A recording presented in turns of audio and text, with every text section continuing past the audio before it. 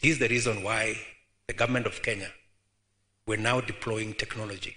And I dare say homegrown technology, e-citizen, that we are using to digitize the entire government infrastructure. And I have given the people of Kenya my commitment that by the end of this year, every government service will be on a digital platform and will be available online.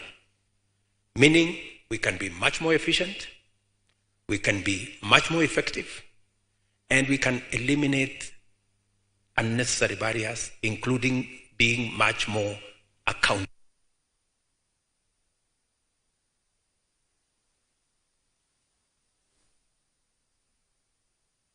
Somebody is saying I've said enough. Okay, maybe. They should be turning my mic off instead of yours. Your Excellency, you mentioned the Climate Summit. You have a PhD. You also mentioned science. You have a PhD in science. And you just hosted the Africa Climate Summit where many heads of state signed the Nairobi Declaration. Why do you see this as so important? Why are you so passionate about this? And what should this group of investors know about what the Nairobi Declaration means and what the work that you did at the Climate Summit means for the future? It's because, narratives are very powerful. For a very long time, Africa was profiled as this continent of conflict, war, disease, and all the negative things. But that's not what these guys are seeing in Nairobi, right? But that's not what we are. We are a continent of opportunity. We are a continent of great potential. And the Nairobi Declaration, my hosting of the Nairobi Climate Summit is so that we can showcase to the world that there is a different side of Africa. One African writer is called Chinua Achebe. He said, before the lion learned the art of writing, all stories glorified the hunter. Because the stories were written by the hunter, and he always made himself the king. People did not know that the lion may even be better than the hunter. So it's time we write our own story, And the Climate Summit gave us an opportunity to showcase to the world that you have countries like Kenya that have 93% of their electricity grid being green, renewable energy. Many people don't think that that is a possibility, but we've been able to demonstrate to them that is a possibility. And we intend to make our grid 100% green by 2030. And we are well on course in getting it there. And because we live in one globe, there is no north versus south. There is no emitters versus non-emitters. We live in one globe, and if things were to get out of control, none of us is safe. So it is time we began to be responsible. And Africa wants to lead the way. Kenya wants to lead the way. Even as I talk to this investing community here, we're telling them that as you invest in Kenya, have at the back of your mind that you are investing in Kenya in a sustainable environment, in an environment that is responsible to nature, that is aware that fossil fuels, the exploitation of fossil fuels, what is happening to our environment, what is happening to the climate, the effects, cyclones, droughts, famine, and everything that comes with it. Today, we're told that in Europe, they are experiencing the hottest ever summers, including people being evacuated from beaches, because climate change is real. It is not a myth. And I am saying this as a scientist myself, so that people can begin to understand that it is good for us to invest responsibly, making sure that that investment promotes a world that we can not only enjoy ourselves, but we can bequeath to generations to come, because we have done so responsibly by using the kind of energy that supports biodiversity, that gives us an opportunity to reduce the carbon footprint, and making sure that we decarbonize our manufacturing, our industrialization. For example, Kansas City, which is our silicon savanna, we're making sure that the energy that is being used on all the operations there, whether it is the data centers, whether it is everything that we are offering to the world, is powered by green energy, so that people understand that there is opportunity globally to be able to do that, and to be able to do business, run our enterprises, run our manufacturing and industrialization, but being also responsible to our environment, to humanity, to biodiversity, and to where we need to go into the future.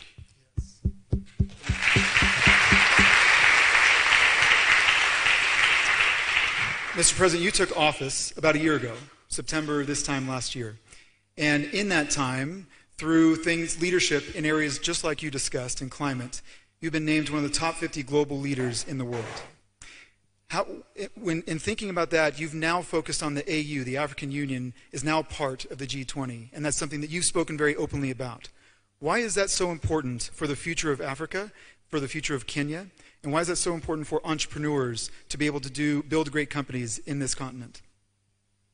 You know, Africa, because of our background, was fragmented by colonialism and subdivided into pieces. What we've been doing as leaders in this continent is to consolidate the African market into one single market. The Africa Continental Free Trade Area, an instrument that has been signed in by 47 out of 55 countries in this continent. I think the fastest instrument to be signed ever in our continent, is because of the realization that this continent would do better acting together, acting in concert, rather than acting separately. That is why we are focused on the reform of the AU to make it a fit-for-purpose organization to harness the potential of this continent, whether it is the human potential of about 1.5 billion people, by 2050, 2.5 billion people. Actually, a quarter of the world will be living here in this continent by 2050. How do we harness the mineral resources we have that are there in abundance? How do we harness the opportunity for smart agriculture? We have 2/3 of the world's uncultivated arable land. We can double, if not triple, grain production. How do we harness this potential? And that is why we are focused on the African Union as an institution. We are focused on its reform. And our participation, of course, in the G20 will give us the platform for us to position ourselves in terms of being a market, to position ourselves in terms of ensuring that we can bring our perspectives, our ideas onto the global space, so that we can influence global policy and trends to make sure that they are sensitive to where we come from as a continent and as a people. I keep using this phrase that it is said that if you are not on the table in the discussion, you possibly could be in the menu. So I think we've been in the menu for far too long. You're setting the table. It's time.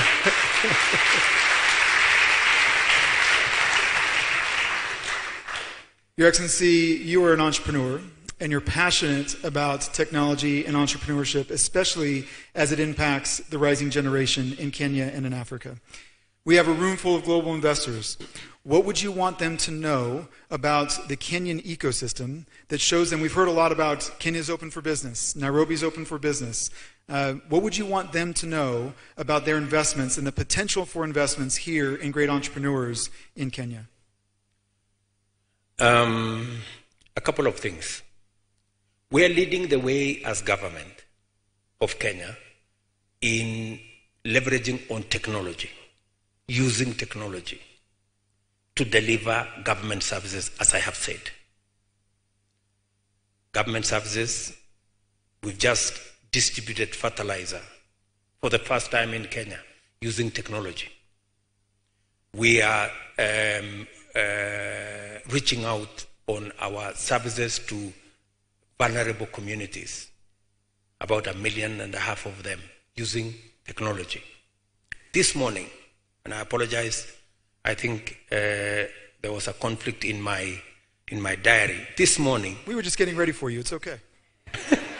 This morning, I was presiding over our Central Bank of Kenya's CSD platform, where it will now be possible to buy government securities on a digital platform by Kenyans or investors from anywhere in the world without having to bother to go and open an account in Central Bank. You can open an account on your phone. That is the level of use of technology to run the affairs of Kenya. That's number one.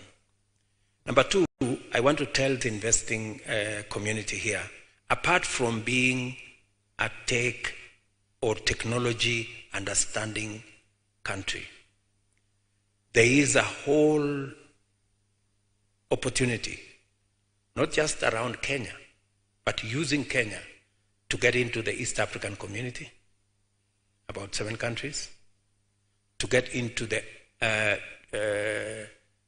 tripartite treaty, which is about 27 countries, or to get into a CFTA that will take you to 47 countries with a potential of 55 countries.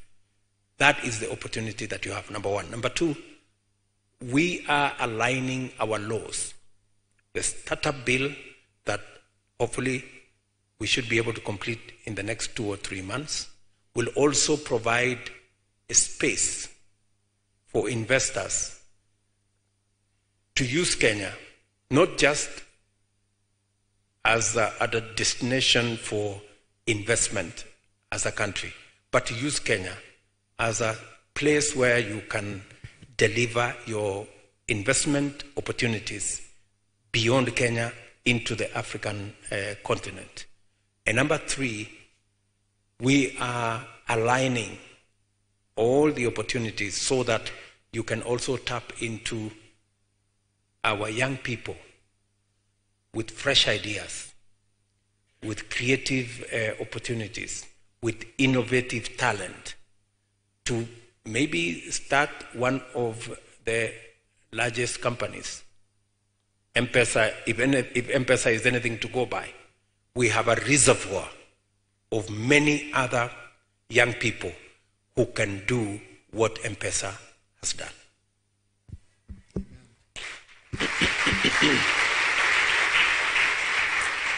Mr. President, you are a voracious learner. You are someone that values knowledge. You're constantly seeking for knowledge. I'm sure that makes you a reader of books. Where do you have any, give us a little inside scoop to where you get your best sources of information. What's your favorite book or your favorite place to get information? Is it Twitter/X? Where do you like to get your information? How do you stay informed and stay educated? I forage a lot in many spaces. And I like the fact that even books nowadays are available online. And you can do a lot of reading, let me not say a bit, a lot of reading in that space. And there is a lot of available information. I am, of course, privileged because being president, I have a lot of briefs from many people. And they can be quite messy, you know. There are mountains and mountains of briefs, and you have to really be avid to be able to read.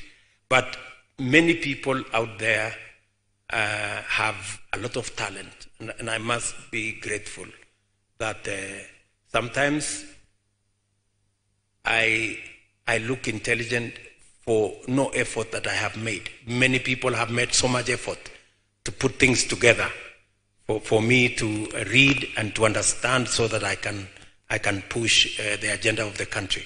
So there is a lot of reading to be done online. There is a lot of briefs that I get. There is, of course, the things that I like to read on the side that have nothing to do with all this, and have nothing to do with science, which I read in college. But that's roughly the space. Soon you'll be able to take those mountains and just plug it into ChatGPT, and they'll just give you a summary. Mr. President, my final question for you is a two-part question. The first part would be, as you look over this audience and they are in your city, your country, what advice do you have for them for their time here? Your favorite restaurants, the things that you don't want them to miss while they are in your hometown. That's part one. Go ahead with that first one. Oh, that's great. Let me first, I think it was quite bold of people who have not been here before to take the decision. When you asked me to host, for Kenya to host these Kauffman Fellows, and I said yes, I didn't know that it was going to be this big. So congratulations to everybody who've made their way here.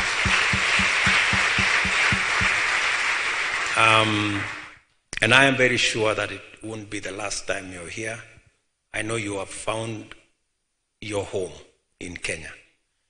The beauty of this city is that you can get any mall, any restaurant that is as good as anywhere in wherever you've come from. But you also have unique places.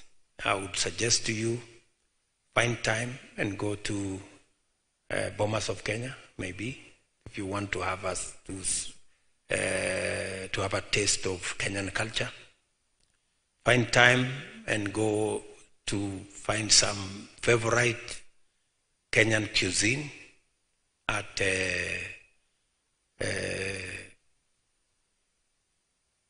different places, either Safari Park. You will find the safari carts there, and you will find a lot of meat. And you will be served different cuisines, and it is a wonderful opportunity. You can also go to Carnival. Carnival is just across the other side of the city, next to the national park. You will find some game meat.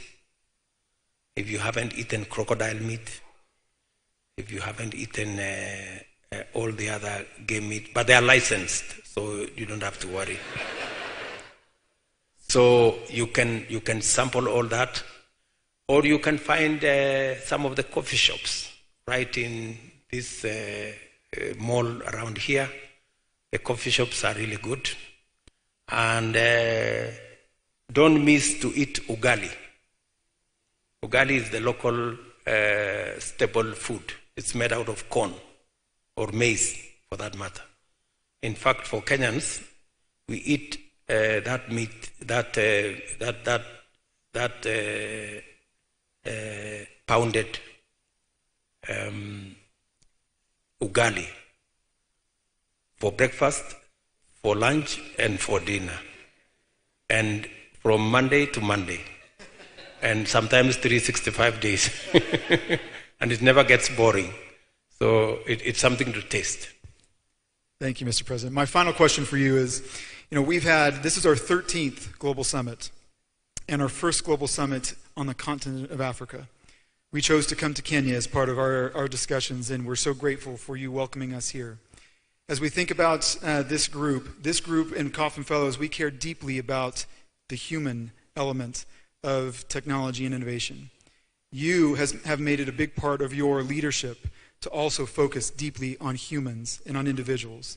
What advice would you give to this group of global leaders on the future and how you would encourage them to be the best version of themselves as leaders? As you've said, our philosophy is bottom-up. Making every person count, irrespective of their station in life. It's about humanity.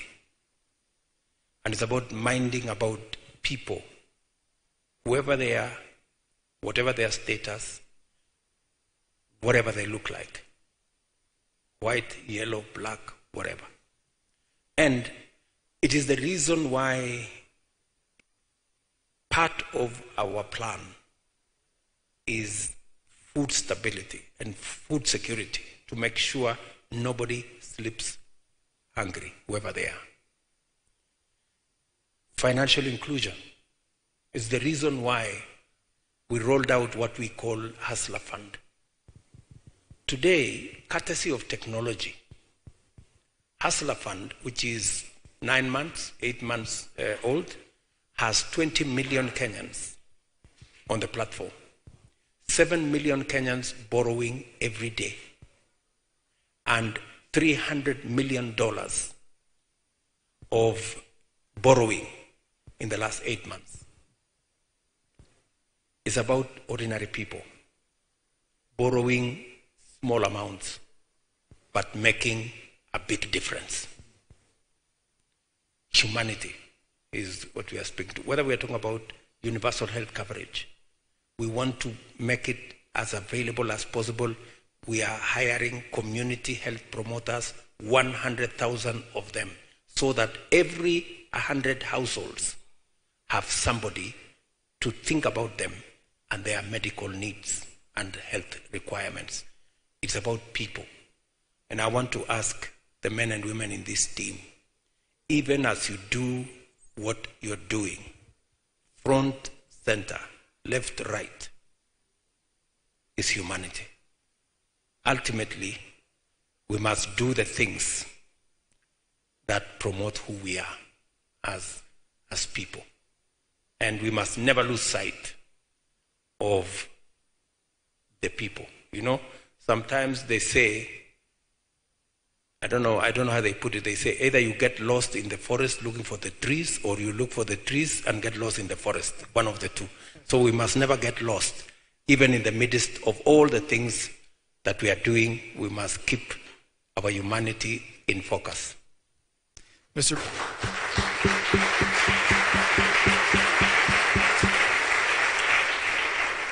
President, we're very grateful for your welcoming us into your country, for all the hospitality that you and your team have shown us. Ladies and gentlemen, please join me in thanking His Excellency, President William Ruto.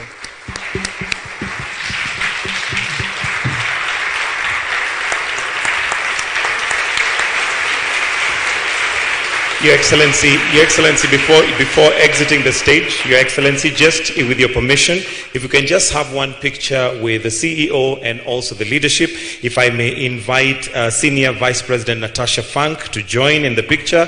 PS ICT, John Tenui, if you can also come. PS Investment, Abubakar, and also